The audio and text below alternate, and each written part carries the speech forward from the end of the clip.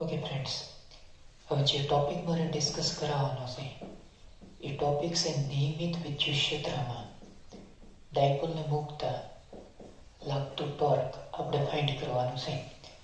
હવે આપણે કોઈ નિયમિત વિદ્યુત ક્ષેત્ર છે એને ધ્યાનમાં લઈએ. સપોઝ ધન એક્સ દિશામાં આ રીતે આપણે વિદ્યુત ક્ષેત્ર છે એ લાગુ પાડીએ. હવે અહીંયા આગળ જે વિદ્યુત ક્ષેત્ર મેં લાગુ પાડેલું છે એ નિયમિત છે, એટલે કે દરેકે દરેક જગ્યાએ વિદ્યુત ક્ષેત્ર છે એનું મૂલ્ય કોન્સ્ટન્ટ છે. Tech an example.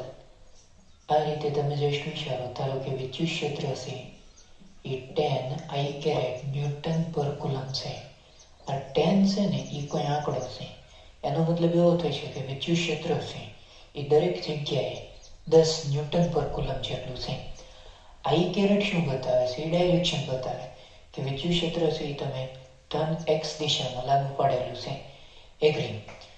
હવે આવા નિયમિત વિદ્યુત ક્ષેત્રની અંદર આપણે કોઈ ડાયપોલ છે એને મૂકીએ. સપોઝ આ રીતે.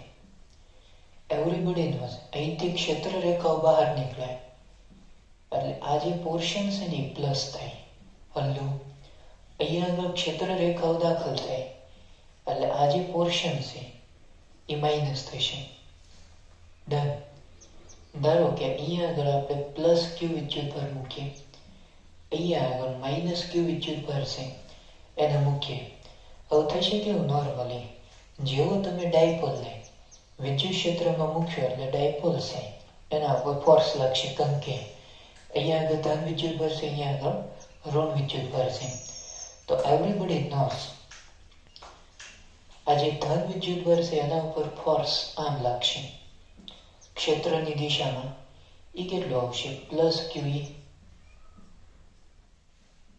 આમ અહીંયા આગળ નેગેટિવ ચાર્જ છે, સો એના ઉપર ફોર્સ આ ડાયરેક્શનમાં લાગશે ક્ષેત્રની વિરુદ્ધ દિશામાં. એ કેટલું આવશે? તો કે માઇનસ ક્યુઈ જેટલું. ડન. આ નેગેટિવ ચાર્જ છે ધન તરફ આકર્ષે એટલે ફોર્સ આમ લાગે.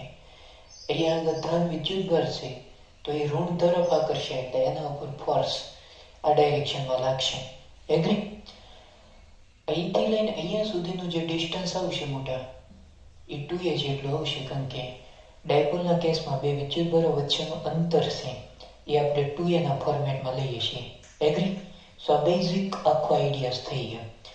હવે તમે કેરફુલી ચેક કરવા જશો તો અહીંયા આગળ પ્લસ ક્યુઈ છે, અહીંયા આગળ માઇનસ ક્યુઈ છે. તમને કોઈ એમ પૂછે કે કોઈ નિયમિત વિદ્યુત ક્ષેત્ર હોય એની અંદર ડાયપોલને મૂકવામાં આવે તો એના ઉપર લાગતું ટોટલ ફોર્સ કેટલું થાય?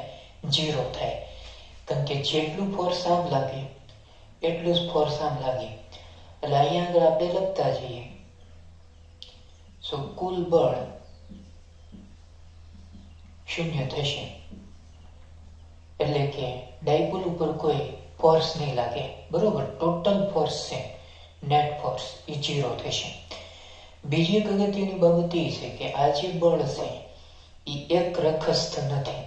એક રખસ્થ બળ ન હોય તો એ બળ યુગ્મની રચના કરે, એટલે કે ડાયપોલ ઉપર ટોર્ક લાગવાનું શરૂ થશે. એગ્રી. તો આપણે ટોર્ક ફાઇન્ડ કરીએ. ટોર્ક માટેનું સૂત્ર તમે ભણી ગયા, everybody knows. Torque is equal to આ બે બળો પૈકી કોઈ એક બળનું મૂલ્ય, એટલે હું આમ લખીશ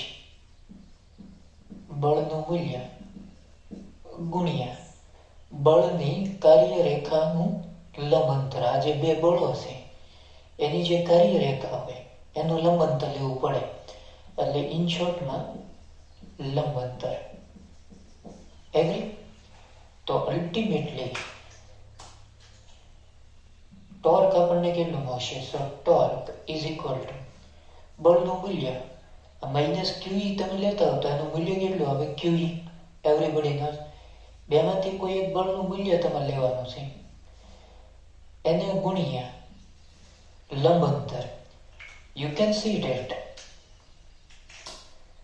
આ પ્લસ ક્યુઈ છે તો એની કાર્યરેખા આ થાય. હલો, આ માઇનસ ક્યુઈ છે એટલે એની કાર્યરેખા આ થાય. ડન. તો આ બે કાર્યરેખા વચ્ચેનું લંબ અંતર તમારે લેવાનું છે. તો એ લંબ અંતર મોટા આ થાય. પરફેક્ટ. માની લો કે અહીંયા આગળ જે એંગલ ક્રિએટ થાય એ થીટાનો છે. આ ડિસ્ટન્સ 2a, આ કાટખૂણો થાય હલ્લો. પરફેક્ટ. તો આ માપ કેટલું આવે? થીટાની સામેની બાજુ એટલે સાઈન થીટા. સો એ શું આવે? 2a sine theta. એટલે લંબ અંતર આપણને મળશે 2a સાઈન થીટા. સો અહીંયા આગળ તમે 2a સાઈન થીટા લખી શકો. પરફેક્ટ. સો આવશે 2a સાઈન થીટા. તો આ તમને મળી ગયું ટોર્ક.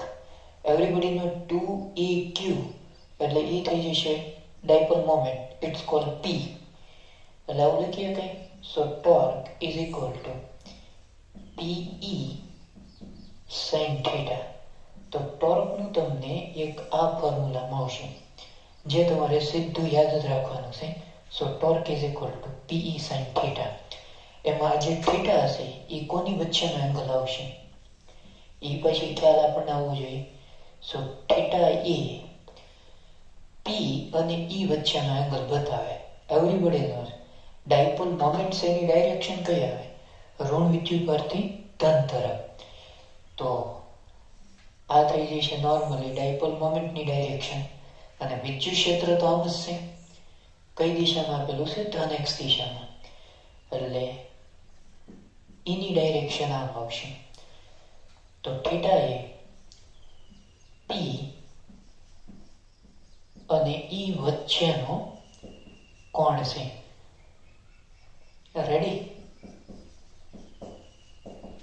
સો બેઝિક આખો આઈડિયાસ થઈ ગયો છે. એકદમ સિમ્પલ આખો આઈડિયા સી કહી શકાય.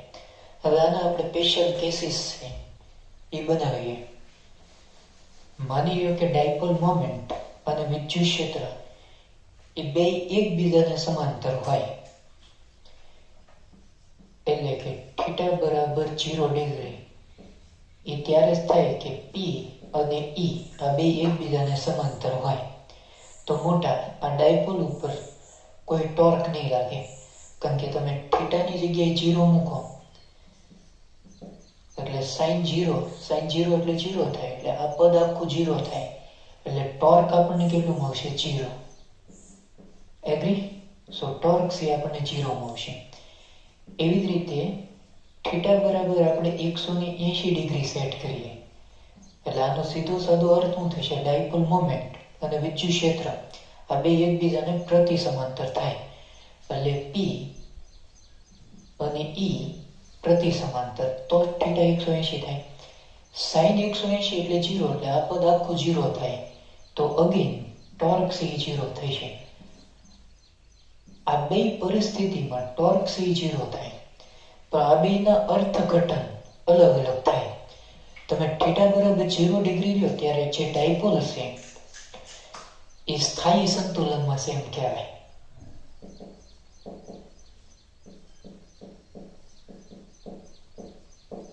જ્યારે થીટા બરાબર 180 તમે સેટ કરો ત્યારે પણ ટોર્ક 0 થાય. તો એનો મતલબ એવો થશે કે ડાયપોલ છે એ અસ્થાયી સંતુલનમાં છે એમ કહેવાય. આખી વસ્તુ તમે સમજો. માની લો કે અહીંથી તમે બાહ્ય બળ દૂર કરો. તમારે થીટા જેટલા કોણે ડાયપોલને ગોઠવવું હોય તો તમારે બળ લગાડવું પડે ને. ડન. એટલે હવે માની લો કે તમે બાહ્ય બળ છે એ દૂર કરો તો ડાયપોલ ઉપર ટોર્ક લાગવાને લીધે એ ક્ષેત્રને સમાંતર ગોઠવવાનો પ્રયત્ન કરશે. ડન. એટલે હકીકતમાં આ પ્લસ ક્યુ છે, આ માઇનસ ક્યુ છે. આમ તમે મૂકી દેશો એટલે આના ઉપર ટોર્ક લાગશે. ટોર્ક લાગવાને લીધે એ ક્ષેત્રને સમાંતર ગોઠવાશે. ક્ષેત્રને સમાંતર ગોઠવાય એટલે એક ફોર્સ આમ લાગે પ્લસ ક્યુ એ, બીજું ફોર્સ આમ લાગે માઇનસ ક્યુ એ. તમને કઈ ખ્યાલ આવે? આ પ્લસ ક્યુ આમ છે, માઇનસ ક્યુ આમ છે. એક રેખસ્થ થઈ ગયો. પછી આ ડાયપોલ છે હલશે નહીં. ઇટ કોલ સ્થાયી સંતુલન સ્થિતિમાં આવી ગયો. ડન. હવે આને તમે ફેરવો એટલે અહીંયા આગળ પ્લસ ક્યુ માઇનસ ક્યુ અને તમે ફેરવો. ફેરવીને તમે આ રીતે ગોઠવો. એગ્રી? તો આ પ્લસ ક્યુ, આ સાઈડ માઇનસ ક્યુ. સો પ્લસ ક્યુ છે તો આ પોર્શન પ્લસ છે. ડન. એટલે અપાકર્ષણ. અહીંયા આગળ માઇનસ ક્યુ તો આ સાઈડ માઇનસ છે. અપાકર્ષણ થવાને લીધે શું થશે? આ ડાયપોલ સતત આ રીતે વાઇબ્રેશન અનુભવશે. રેડી? એંગલ તો 180 ડિગ્રીનો જ થઈ ગયો. ડન. કારણ કે ડાયપોલ મોમેન્ટ આમ છે, ક્ષેત્ર આમ છે, એટલે પ્રતિ સમાંતર આ સતત વાઇબ્રેશન અનુભવશે. કારણ કે આ પ્લસ ક્યુ, આ પોર્શન પ્લસ, અહીંયા આગળ માઇનસ ક્યુ, આ પોર્શન માઇનસ. ડન. તો કવિ એવું કહેવા માંગે કે આમ હોય તો સતત આ વાઇબ્રેશન અનુભવતું હોય તો એને કહેવાય અસ્થાયી સંતુલન. રેડી? એટલે આ બેમાં ખાસ જોજો. સ્થાયી સંતુલન એટલે θ0 હોય તો જ કહેવાય, અને અસ્થાયી સંતુલન એટલે θ180 તમે સેટ કરો તો અસ્થાયી સંતુલન કહેવાય. પછી માની લ્યો કે તમે θ છે એ 90 ડિગ્રીનો સેટ કરો. એટલે આનો મતલબ એવો છે કે ડાયપોલ મોમેન્ટ અને વિદ્યુત ક્ષેત્ર આ બે એકબીજાને લંબ થઈ ગયા. તો આ કેસની અંદર ટોર્ક છે ને એ મેક્સિમમ મળશે, કારણ કે sin 90 એટલે 1 થાય. એગ્રી? એટલે એ આપણને મળશે P. તો આ અલગ અલગ કેસીસ છે જે તમારે સ્ટ્રેટ ફોરવર્ડ યાદ રાખવાના છે. સો આ પહેલો કેસ આપણે બનાવ્યો કે નિયમિત વિદ્યુત ક્ષેત્રની અંદર કોઈ ડાયપોલને મૂકવામાં આવે તો એના ઉપર કેટલું ટોર્ક લાગશે એ આપણને આ રીતે મળશે. એગ્રી? સો બેઝિક આખો આઈડિયા છે જે એકદમ સિમ્પલ આખો આઈડિયા છે એ કહી શકાય. ઓકે, ત્યાર પછીનો સેકન્ડ કેસ, કોઈ અનિયમિત વિદ્યુત ક્ષેત્ર હોય એમાં આપણે કોઈ ડાયપોલ છે એને મૂકીએ તો એ ડાયપોલ ઉપર કેટલું બળ લાગશે એ મારે ફાઇન્ડ કરવું છે. હવે અનિયમિત વિદ્યુત ક્ષેત્ર એટલે સતત બદલાતું હોય એવું ક્ષેત્ર. Tech an example.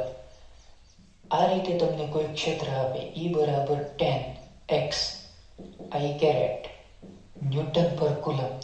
તો અહીંયા આગળ આવે છે x. તમે x ની કિંમત બદલતા જશો એમ એને અનુરૂપ વિદ્યુત ક્ષેત્ર છે એ બદલાશે. એગ્રી? માની લો કે તમે x બરાબર 1 લ્યો તો વિદ્યુત ક્ષેત્ર આપણને કેટલું મળે? 10 I કેરેટ ન્યૂટન પર કુલમ. એટલે કે 1 મીટર સ્થાન આગળ વિદ્યુત ક્ષેત્ર એટલું છે. હવે માની લો કે તમે x બરાબર 2 મીટર સેટ કરો તો વિદ્યુત ક્ષેત્ર કેટલું આવશે? 10 ગુણ્યા 2 કરો એટલે 20 I કેરેટ ન્યૂટન પર કુલમ. એટલે x બરાબર 2 મીટર આગળ વિદ્યુત ક્ષેત્ર છે આપણને મળે છે 20 I કેરેટ ન્યૂટન પર કુલમ. x બરાબર તમે 3 લેશો તો વિદ્યુત ક્ષેત્ર આવશે 30 I કેરેટ ન્યૂટન પર કુલમ. એમ સ્થાન તમે જેમ જેમ બદલતા જશો એમ એને અનુરૂપ વિદ્યુત ક્ષેત્ર છે એ બદલાતું જશે. એગ્રી? એટલે આવું જે વિદ્યુત ક્ષેત્ર છે એને અનિયમિત વિદ્યુત ક્ષેત્ર તરીકે ઓળખવામાં આવે છે. આપણે કોઈ અનિયમિત વિદ્યુત ક્ષેત્ર છે એનો વિચાર કરીએ. You can see that just આ રીતે આપણે વિચારીએ. ધારો કે આવું જે કંઈ ક્ષેત્ર હોય ને એને અનિયમિત વિદ્યુત ક્ષેત્ર કહેવાય. યુ કેન સી ધેટ અહીંયા આગળ ક્ષેત્ર રેખાઓ પહોળી છે. ડન. તો આ વિસ્તારમાં વિદ્યુત ક્ષેત્ર ઓછું હોય છે. ઇટ્સ કોલ નબળું. અહીંયા આગળ ક્ષેત્ર રેખાઓ ગીચોગીચ છે તો આ વિસ્તારની અંદર વિદ્યુત ક્ષેત્ર છે એ કેવું હશે? પ્રબળ હશે. હવે આવા અનિયમિત વિદ્યુત ક્ષેત્રની અંદર આપણે કોઈ ડાયપોલ છે એને મૂકીએ. સપોઝ આ રીતે આપણે જસ્ટ ડાયપોલ છે એનો વિચાર કરીએ. ડન. અહીંથી ક્ષેત્ર રેખાઓ આમ નીકળે છે એટલે આ જે પોર્શન છે એ પ્લસ થશે. હલો, અહીંયા આગળ ક્ષેત્ર રેખાઓ દાખલ થાય એટલે આ પોર્શન કેવો થશે? માઇનસ થશે. સો અહીંયા આગળ આપણે ચાર્જ મૂકીએ પ્લસ ક્યુ, અહીંયા આગળ આપણે ચાર્જ મૂકીએ માઇનસ ક્યુ. એગ્રી? અનિયમિત ક્ષેત્ર છે એટલે આ પ્લસ ક્યુ ઉપર આ દિશામાં ફોર્સ લાગશે. ધારો કે એને આપણે કહી દઈએ પ્લસ ક્યુ. ડન. આ નેગેટિવ ચાર્જ છે એ ધન તરફ આકર્ષે સો એના ઉપર આ ડાયરેક્શનમાં ફોર્સ લાગે. એ કેટલું આવશે તો કે -QE જેટલું. હલો, હવે અહીંયા આગળ બળ છે એ સમાન નથી. સો અહીંયા આગળ બળ વધારે લાગશે કારણ કે ક્ષેત્ર અહીંયા આગળ વધારે છે. ડન. અહીંયા આગળ બળ ઓછું લાગશે કારણ કે ક્ષેત્ર નબળું છે. એટલે અહીંયા આગળ મેં એરો આમ બતાવેલો છે, અહીંયા આગળ એરો મેં આમ બતાવેલો છે. આ શું બતાવે? બળ આ બે જગ્યાએ અલગ અલગ લાગે છે. એગ્રી? હવે અહીંયા આગળ પરિણામી બળ 0 નહીં થાય. શું કામ 0 નહીં થાય? કારણ કે આ બળ વધારે છે, આ ઓછું છે. બીજું રીઝન શું છે કે વિદ્યુત ક્ષેત્ર છે એ કેવું છે? અનિયમિત છે. ડન. એટલે ડાયપોલ ઉપર હવે બળ લાગશે. જ્યારે અહીંયા આગળ ડાયપોલ ઉપર લાગતું જે નેટ ફોર્સ હતું એ કેટલું હતું? 0 હતું. આ કેસમાં માત્ર ટોર્ક જ લાગતું હતું. અહીંયા આગળ ટોર્ક અને બળ આ બંને લાગી શકે. ડન. બળ તો 0 નહીં થાય કોઈ પણ સંજોગોમાં કારણ કે ક્ષેત્ર છે એ અનિયમિત છે. અહીંયા આગળ આપણે નોન સી લખતા જઈએ. અનિયમિત વિદ્યુત ક્ષેત્ર હોય એમાં કોઈ ડાયપોલને મૂકવામાં આવે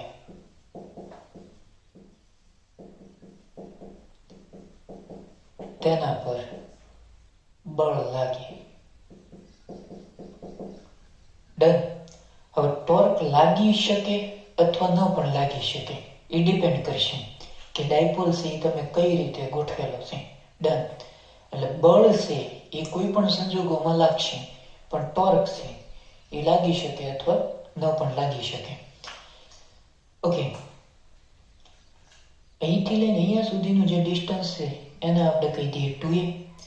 એંગલ જે કંઈ ક્રિએટ થાય, ધારો કે થીટા જેટલો એંગલ છે એ ક્રિએટ થાય છે. હવે સૌથી પહેલા આપણે ક્ષેત્ર છે એ ફાઇન્ડ કરીએ કારણ કે અનિયમિત ક્ષેત્ર છે એટલે દરેક જગ્યા આગળ ક્ષેત્ર છે એ અલગ અલગ થશે. એગ્રી? તો એક કામ કરીએ, આપણે જસ્ટ આ રીતે આપણે ત્રિરાશિ છે એનો યુઝ કરીએ. ધારો કે dx જેટલો વિસ્તાર હોય તો ત્યાં આગળ વિદ્યુત ક્ષેત્રમાં થતો ફેરફાર કેટલો આવે? dE. કારણ કે તમે ક્ષેત્ર છે એ સતત બદલો છો. જેમ જેમ અંતર ચેન્જીસ થાય એમ એમ ક્ષેત્ર છે બદલાતું જાય. એટલે માની લો કે dx જેટલો વિસ્તાર હોય તો ક્ષેત્ર થઈ જાય છે dE જેટલો. એગ્રી? તો અહીંથી લઈને અહીંયા સુધી યુ કેન સી ડેટ.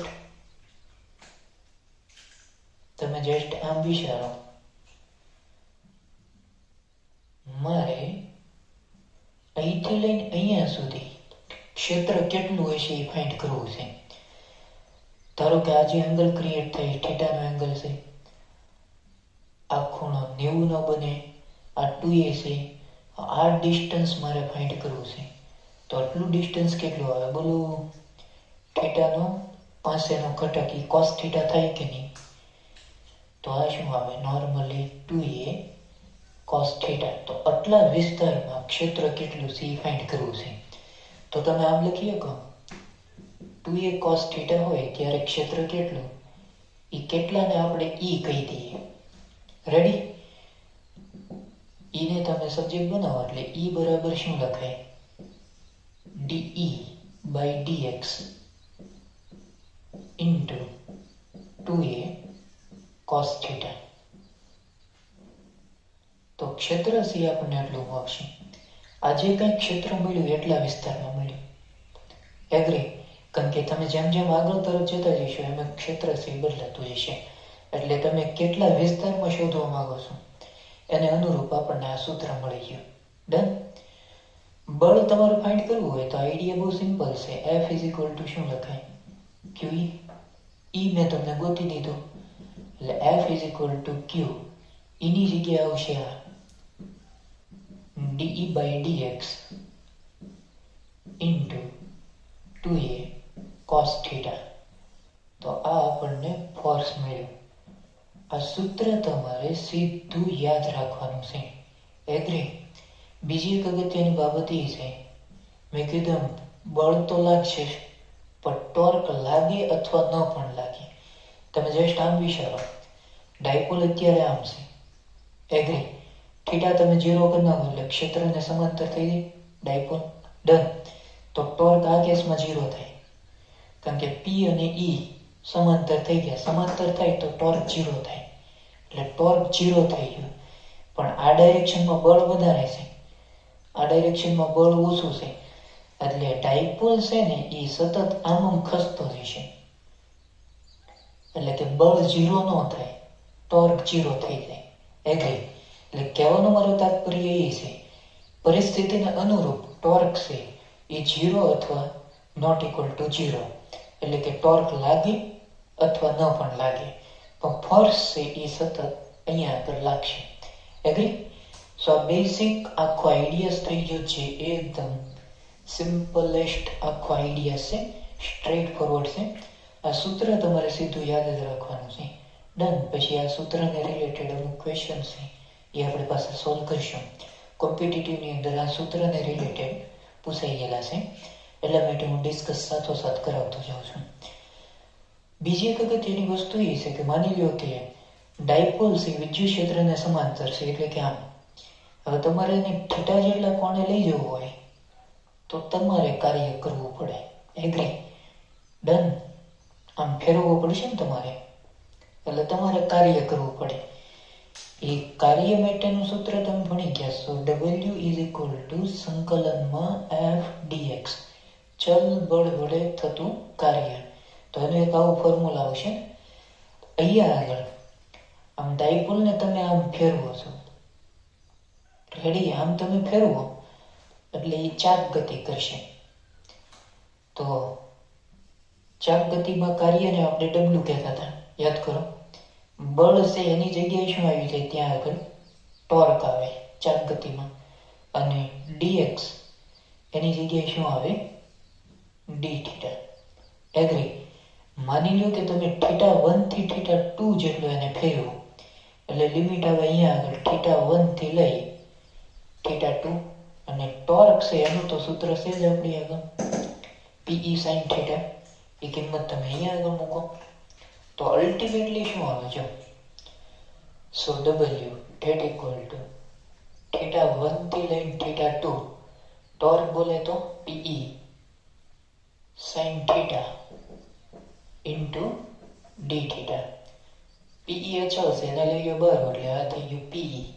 સંકલનમાં આવશે sin θ d θ, લિમિટ છે θ1 થી લઈને θ2. sin θ એટલે થઈ જાય એનું માઇનસ cos θ. હલો, θ1 થી લઈ θ2, માઇનસ નિશાની આપણે પહેલેથી બહાર જ લઈ લઈએ. હવે અપર અને લોઅર લિમિટ તમે મૂકો એટલે માઇનસ P, અહીંયા આગળ આવે cos θ2 minus cos θ1. Hello, ready?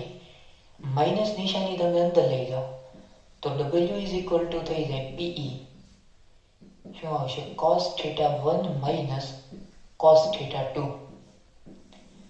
તો આટલું કાર્ય છે કરવું પડે, એટલે કાર્ય માટેનું એક આ સૂત્ર તમારે સ્ટ્રેટ ફોરવર્ડ યાદ રાખવાનું રહેશે. એગ્રી? અહીંયા આગળ તમે જે કાર્ય કરશો એ બધું સ્થિતિ ઉર્જા સ્વરૂપે સંગ્રહિત થશે. માની લો કે સંતુલન સ્થિતિમાં હોય, એટલે કે P અને E એકબીજાને સમાંતર હોય, તો સ્ટાર્ટિંગનો જે એંગલ આવે ને θ1 એ મોટા 0 ડિગ્રીનો થાય.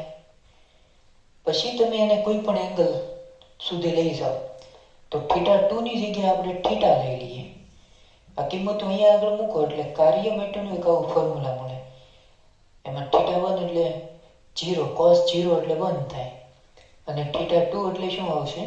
θ. એટલે આવું એક ફોર્મ્યુલા તમે બનાવી શકો. Pe, આ તો મેં એક સ્પેશિયલ કેસીસ કહી દીધો, 1 માઇનસ cos θ. જુઓ ને, θ1 ની જગ્યાએ 0 મૂકો, cos 0 એટલે 1, માઇનસ નું માઇનસ, ને θ2 ની જગ્યાએ તમે θ મૂકો. તો આવા તમે અલગ અલગ ફોર્મ્યુલા છે એ બનાવી શકો. એગ્રી? કોમ્પિટિટિવ માટે આ સૂત્ર ખાસ અગત્યનું છે. W is equal to P cos θ1 minus cos θ2 થશે. બીજી એક અગત્યની બાબત એ છે, ટોર્ક છે, ટોર્ક એનો યુનિટ થઈ જશે ન્યૂટન ઇન્ટુ મીટર, એકમ. કારણ કે torque is equal to r cross F થાય. આર એટલે મીટર અને એફ એટલે ન્યૂટન. એગ્રી? એટલે એનું જે યુનિટ આવશે એ આવશે ન્યૂટન ઇન્ટુ મીટર. સદિશ રાશિ છે, કારણ કે અહીંયા આગળ તમે આ રીતે આને લખી શકો. આ જે ટોર્ક છે પીઈ સાઇન થીટા, એમાં તમે થીટા દૂર કરો તો સદિશ સ્વરૂપે આમ લખાય. સો torque that equal to P cross E. અહીંથી તમે ક્રોસ કાઢો તો સાઇન થીટા આવે. એગ્રી? એટલે ટોર્ક છે એ સદિશ રાશિ છે. હવે સદિશ રાશિ હોય તો એની દિશા હોય. એગ્રી? એ દિશા તમે કઈ રીતે અહીંયા આગળ ફાઇન્ડ કરશો, થોડીક એની હું ક્લિયરિટી આપું. આ મધ્ય બિંદુ થાય અને આપણે ઓ કહીએ. હવે માની લો કે આને તમે મૂકી દેશો એટલે સંતુલન અવસ્થામાં આવશે, એટલે આ ડાયપોલ આમ ગોઠવાય, એટલે એ ભ્રમણ કરે. એ ભ્રમણ કઈ અક્ષને અનુલક્ષીને કરે? આને.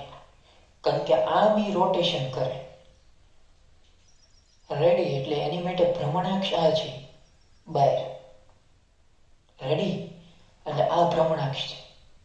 ડન. હવે માની લો કે ડાયપોલ છે આમ ફરતો હોય તો અંદર તરફ આવે ટોર્કની ડાયરેક્શન. ડાયપોલ ધારો કે આમ ફરતો હોય તો ટોર્કની ડાયરેક્શન આમ આવે. એગ્રી? ઓમેગા અથવા આલ્ફાની જે ડાયરેક્શન હોય એ ટોર્કની દિશા થાય. કારણ કે એક આપણે આવું ફોર્મ્યુલા ભણી ગયા. Hello, torque is equal two I alpha. તો આલ્ફાની જે ડાયરેક્શન હોય એ ટોર્કની દિશા થાય. રેડી? અને આલ્ફાની જે દિશા હોય એ ઓમેગાની દિશા થાય, કોણીય વેગની. તો આ બેઝિક છે ચાલગતિનું, આવડે એવું છે ને. અથવા તમે આની મદદથી લઈ શકો, પી ક્રોસ ઈ ની મદદથી. ઓકે, કઈ રીતે? You can see that. તમે આમ વિચારો, જો પી આમ છે અને વિદ્યુત ક્ષેત્ર આમ છે. આ પી, આ ઈ. તમારે જો ડાયરેક્શન ગોતવી હોય તો પી ને ઈ ની દિશામાં ફેરવો. આ પી થઈ ગયું, એને ઈ ની દિશામાં ફેરવો એટલે આમ ફેરવવાનું. તો અંગૂઠો જે બાજુ આવે એ દિશા થઈ ટોર્કની. સો ટોર્કની દિશામાં અંદર આવશે. એગ્રી? જમણા હાથના સ્ક્રૂના નિયમની મદદથી તમે ટોર્કની ડાયરેક્શન છે એ ફાઇન્ડ કરી શકો. રેડી? તો આ બેઝિક આખો આઈડિયા છે, દિશા ને એ બધું. પછી આનું પારિમાણિક સૂત્ર ને તમારે જાતે કામ કરવાનું થશે. આમ આખો આઈડિયા છે બહુ સિમ્પલ છે. તમારી આગળ વધીને 4 જ ઇક્વેશન છે. પહેલું ઇક્વેશન આ છે, torque is equal two P sine theta. બીજું ઇક્વેશન આ આવે છે, F બરાબર Q dE by dx 2a cos theta. ત્રીજું ઇક્વેશન આ કાર્યનું W બરાબર P cos theta 1 minus cos theta 2. ચોથું ઇક્વેશન છે આપણે જે બનાવવાનું છે, જે ન્યુમેરિકલ પરથી આપણે બનાવશું. એગ્રી? હવે આપણે આની એપ્લિકેશનો છે એ સ્ટેપ બાય સ્ટેપ સોલ્વ કરીએ. બરોબર?